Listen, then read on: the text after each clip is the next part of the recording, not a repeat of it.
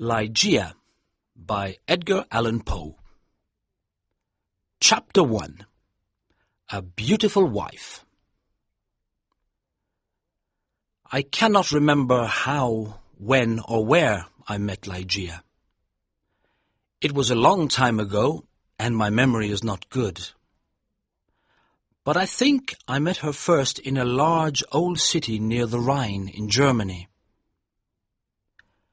She told me that she came from an ancient family. But I never knew the family name of the woman who was my friend, my partner in my studies, and finally my wife. Why did I never discover her family name? Perhaps because she did not want me to find out. But I cannot remember. I remember one thing very well. Ligeia was tall and slim. Later, at the end, she became very thin. How can I describe her quiet, aristocratic movements or the strange softness of her footsteps? If she came into my office, I only knew she was there when I heard her voice, or when she put her white hand on my shoulder. She had a beautiful face, but it was not a classical kind of beauty. There was something strange about it. I have often tried to understand it. Was it her pure white skin or her thick black hair? I looked at her long, delicate nose many times. It was perfect. I looked at her sweet mouth. How soft and red it was. And when she smiled, her teeth were white. Then I looked into her eyes. They were much bigger than normal eyes. Sometimes, when she was excited, they looked like a deer's eyes. They were black with long black eyelashes and black eyebrows. But as I looked into them, I realized that they had a strange expression. I thought about it for many hours, sometimes all night. What was the expression in those eyes? I wanted to know. Many times I thought I almost had the answer, but then it was gone. Ligeia was very determined. She was always calm and quiet, but her determination showed in her eyes. It shone like a terrible energy, and sometimes it frightened me. Ligeia was very clever. She was excellent at Latin and Greek, and she knew many other languages perfectly. She never made a mistake. She was also a student of science and mathematics. When we were first married, I often asked her for help with my studies, and we worked together. But after she died, I was alone. Without her, I was like a child in the dark. When she first became ill, she did not come to help me as often as before. She lost weight, and her skin became pale and transparent. When I saw that she was dying, I felt desperate. Ligeia resisted death with all her energy. She was determined to live. I watched in agony as she fought for life. I knew she loved me, but I only understood how much she loved me now that she was dying. She held my hands and said that she was devoted to me. I cannot talk about it now, but let me say that her love for me was part of her determination to live. On the night she died, she suddenly got out of bed and cried, "Oh God, must I die? Must I lose my fight with death? No, I can't die like this." But my dear Ligeia died. I was so sad I could not stay in the old city by the Rhine. For a few months I travelled around, then I bought an old abbey in an isolated part of England. This dark, sad place expressed my feelings of loneliness, but I decorated it with beautifully coloured curtains, carpets and ornaments. I said to myself, perhaps the bright colours will make me feel happier. Unfortunately, they did not. I began to drink too much. But I do not want to speak about that time of my life. I will only say that one day I married Lady Rowena Trevanion of Tremaine. My new wife had blonde hair and blue eyes. She was very different from my first wife. But how could I ever forget Ligeia? Chapter 2. A Fight with Death.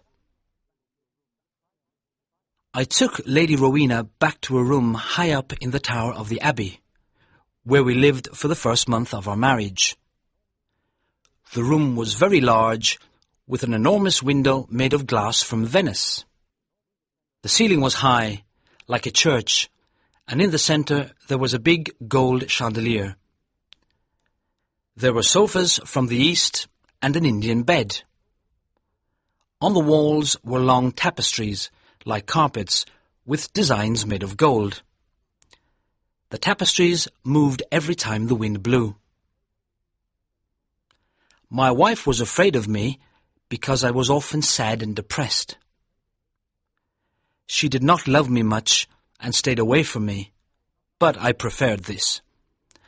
I always thought about Ligeia, my beautiful Ligeia, dead in the tomb. Sometimes in my dreams I called to her in the night. I imagined that perhaps my love for her could bring her back to me. At the beginning of the second month, Lady Rowena became ill. She did not sleep very well, and told me she could hear sounds and movements in the tower. "You have a fever," I said. "You're imagining things." She got better, but then she went back to bed with a second illness, worse than the first. The doctors could not understand it. Again, Rowena began to hear little sounds and movements in the bedroom, and they frightened her. One night, at the end of September, she woke up suddenly. I was sitting on a sofa by her bed. She whispered to me that she could hear sounds and see movements, and there was a frightened expression on her thin face. But I saw and heard nothing. "It's the wind," I explained. "You can see the tapestries moving in the wind." But her face was white with fear, and she nearly fainted. I remembered that there was some wine on the table on the other side of the room. As I walked under the light of the chandelier, a strange thing happened. I felt something invisible pass me, and on the carpet I saw a shadow, almost the shadow of a shadow. I decided to say nothing to Rowena. I poured out a glass of wine and gave it to her. Then I sat on the sofa and watched her. After some moments, I heard very quiet footsteps on the carpet coming towards the bed. A second later, as Rowena was about to drink the wine, I saw, or perhaps I dreamed that I saw, 3 or 4 large drops of a bright red liquid fall into the glass. Rowena did not see it. She drank the wine, and I said nothing because I thought it was only my imagination. After this, Rowena's health got much worse, and on the third night she died.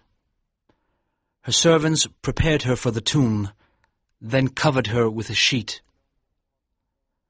The next night, I sat alone with her body in the bedroom. Strange forms and shadows moved around me. I looked nervously into the dark corners at the moving tapestries, and I felt frightened. Then I looked at the carpet under the chandelier. There was no shadow there, and I felt better. When I looked at Rowena on the bed, sad memories of Ligeia, the only woman I ever loved, came back to me. It was perhaps around midnight when I heard a sound. It was quiet but clear, and it woke me from my dreams. I thought it came from the bed. I listened in terror, but I did not hear it again. I looked carefully at Rowena for any sign of life. She was not moving, but I continued to look at her. Minutes passed.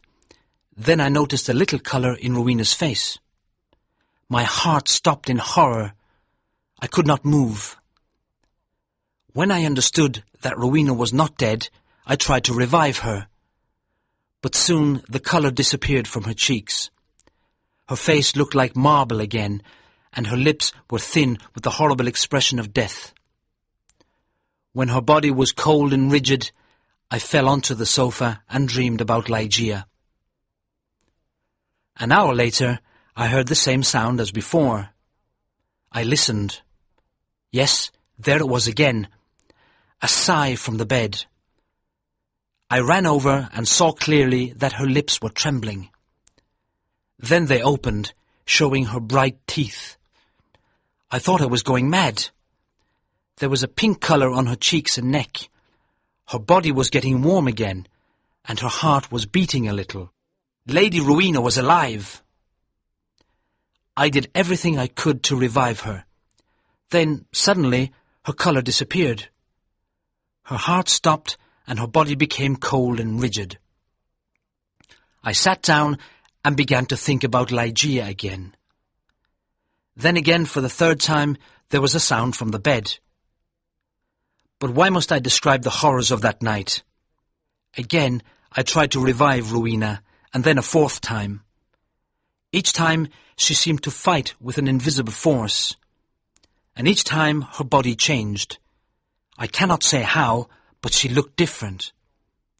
It was nearly dawn when she moved again. I was sitting on the sofa, exhausted, but Rowena's body moved with more energy than before. Her colour returned, signs of life changed her face.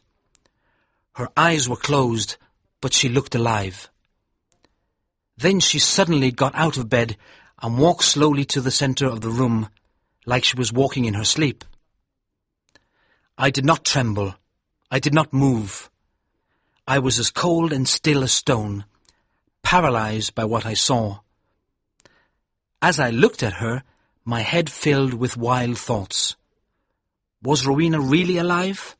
Could I really see her blonde hair and blue eyes? Why wasn't I certain? I could not see her mouth very well, but her cheeks were like pink roses. Weren't they Rowena's cheeks? But wasn't she taller than before? I was filled with a kind of madness. I ran to her, but she moved away. Then I saw her long hair moving in the wind. It was blacker than the black of midnight. And now, slowly, her eyes opened. I shouted like a madman, "These are the black eyes of my lost love, the eyes of Ligeia."